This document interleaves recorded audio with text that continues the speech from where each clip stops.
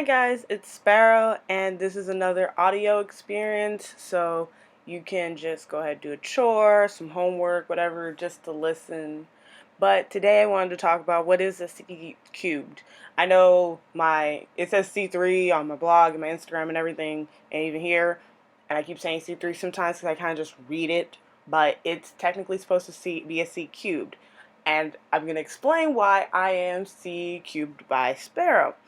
And a C cubed stands for a carefully curated collection. The whole point is that I know that we watch a lot of YouTube, including now. We watch a lot of YouTube and we watch a lot of YouTubers, and they get a lot of products from companies, and they have these humongous hauls and every like 2 weeks, and it really gets your brain going thinking, I have to have everything. I have to have like these 4 to 12 foundations, and I have to have all these palettes, and I have to add to my collection. And I wanted to promote the idea of having a carefully curated collection, having a select few, like a secret society or something, but in makeup or skincare or hair care. And I kind of have worked on the idea, and it's still a work in progress, but I still adhere to it pretty well.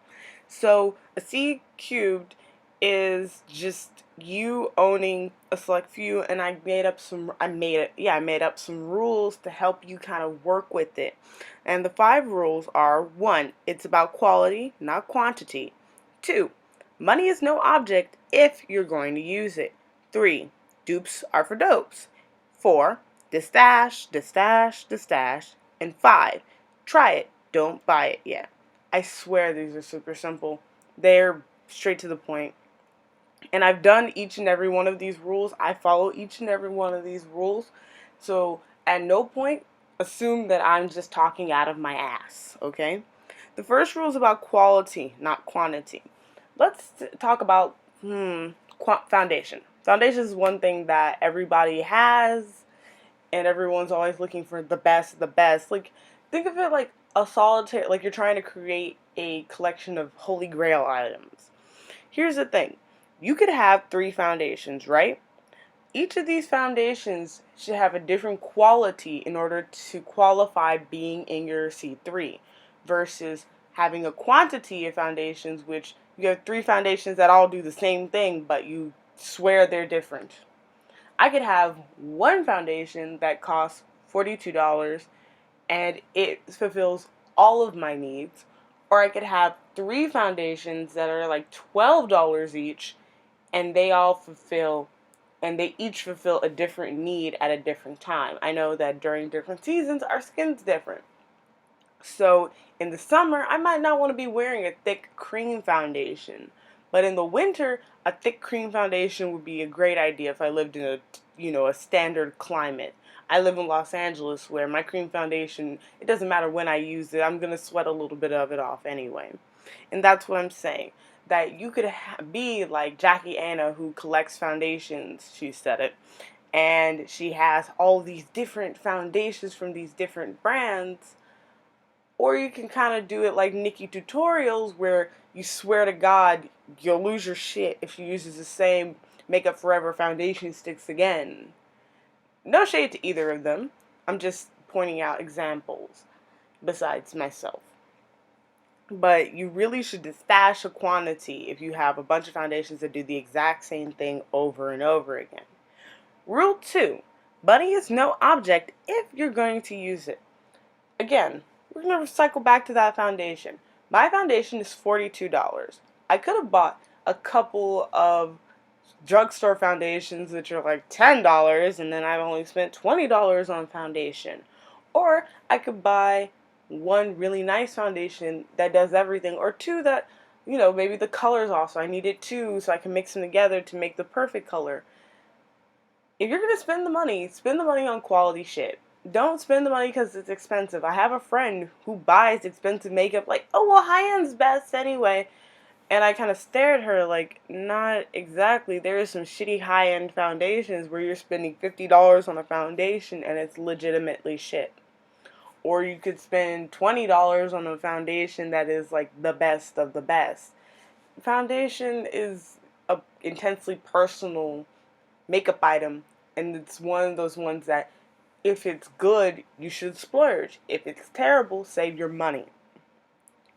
But it's better that you spend your money on things that work rather than you could buy the tartlet, right? What is that? Like 40 something dollars? I feel like that palette's like $30 to $40, right?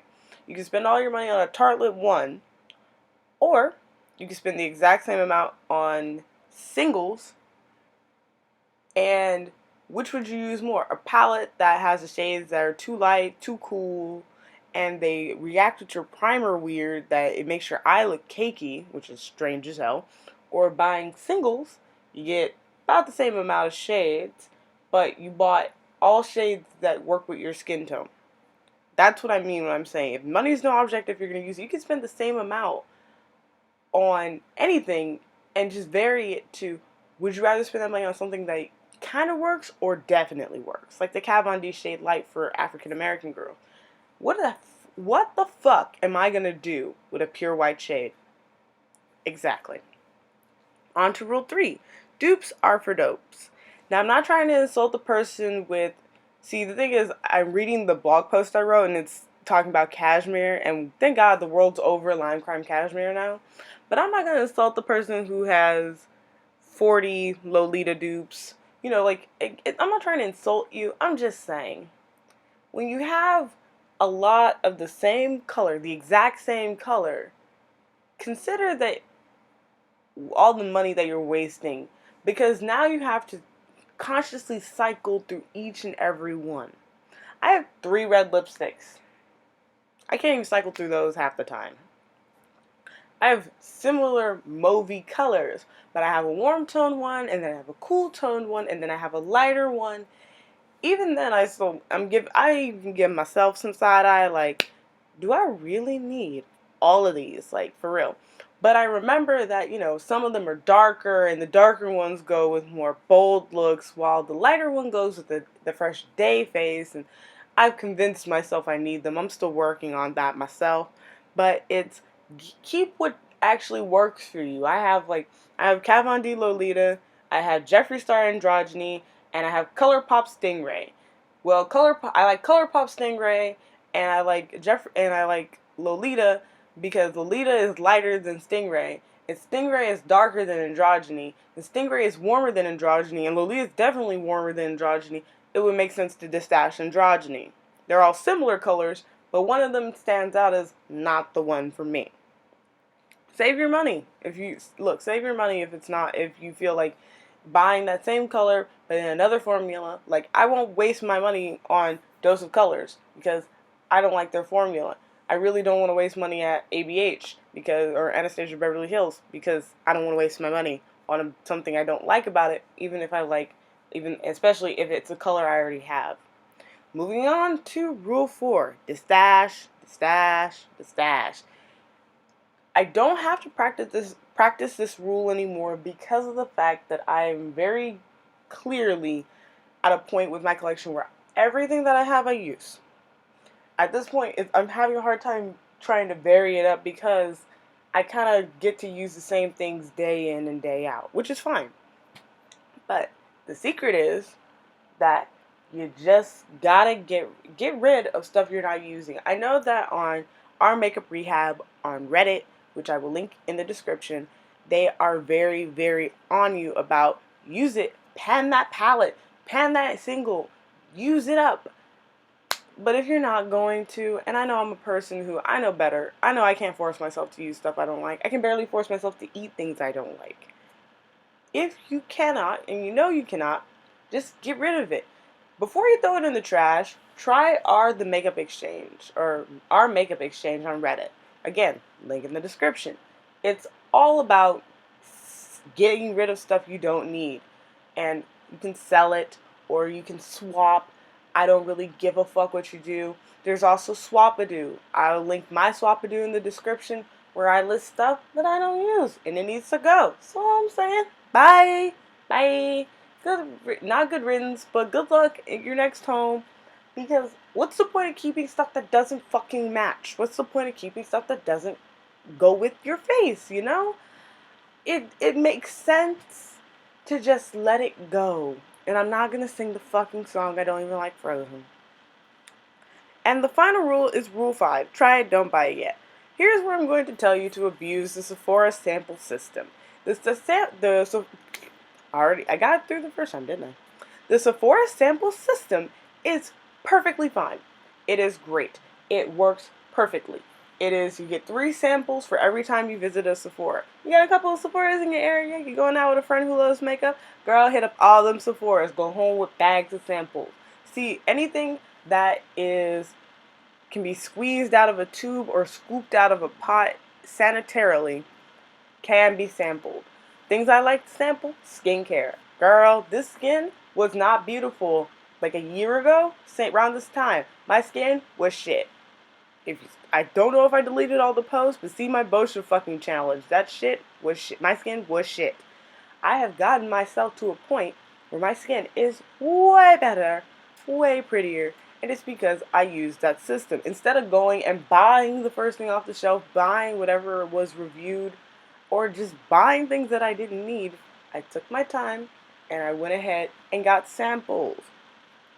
If you like it, place it in your Sephora loves list or on a list or on an Excel sheet if you cannot control yourself with shopping. Keep those things in mind. I keep the little bags of the bag from the sample of foundation I like so I can remember the number. I save it in my loves list, and I always go through my loves list every now and then. I also keep lists on Influencer, which I will link below, on things that either match me or I liked on my skin. That way, I don't have to worry about trying to find them later if I wanted to buy them, or in fact, I just needed to remember what do I normally use on my face. These are things, the Sephora, just don't walk into Sephora prepared to buy something unless you've thought about it.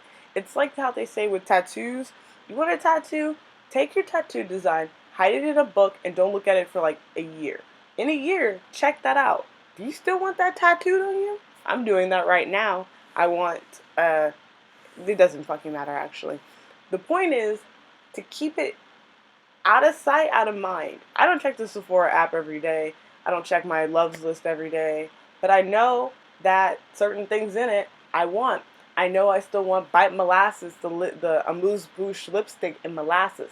That shit felt amazing on my lips. The experience is still fresh. It's still deeply ingrained in my mind to the point that I'm just like, gotta get it. But I couldn't take a sample home, sadly.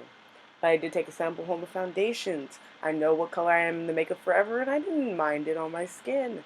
I tried the NARS Velvet Matte Skin Tint. I think that's the order the words go in. I don't remember. And I tried that on my skin, and it felt amazing for summer, and it's got SPF too. So, the point is, try it. I know you guys probably are like, well, Sephora has a great return system. Yeah, but some people have that social anxiety. And some of the girls at the Sephoras might not be as nice as the ones in my Sephora and judge the fuck out of you when you return stuff. So, to avoid that, it's just better to sample things. If you can't sample it and you have to buy it, try to be sanitary about it. Use a lip brush or whatever you gotta do. If you really feel like you cannot return it, again, hit Swap-a-doo. Swap it away. Let it go to a happy home. Or on Makeup Exchange, you can sell it. Make a little bit of money. Buy something you actually want and enjoy it. And that's really it. That's all the stuff. It's not like you have to keep all of this in mind when you do a C3, but if you use these and decide to go through your collection and just kind of go through it and cleanse yourself of stuff that you don't use or that frustrates the shit out of you, this is a good way to do it. And it's really, really, like, there are other methods to try. Again, check out our makeup rehab, again, linked in the description.